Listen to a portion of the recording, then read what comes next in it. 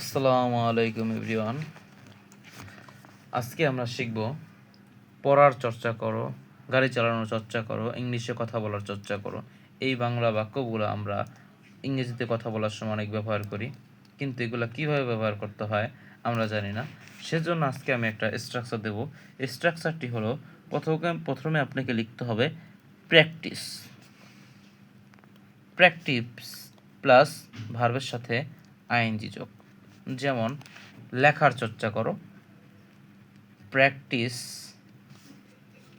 Writing, লেখার চর্চা করো। ঠিক তেমনিভাবে আমরা এই বাক্যগুলো ট্রান্সলেট করার চেষ্টা করব।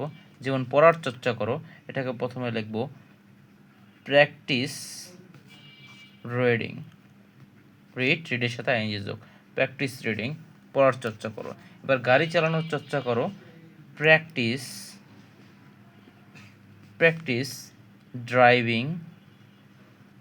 ড্রাইভিং আ কার, একটা গাড়ি চালানোর চর্চা করো। ইংলিশে কথা বলার চর্চা করো, প্র্যাকটিস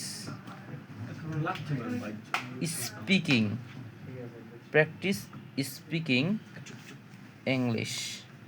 ইংলিশে কথা বলার চর্চা করো।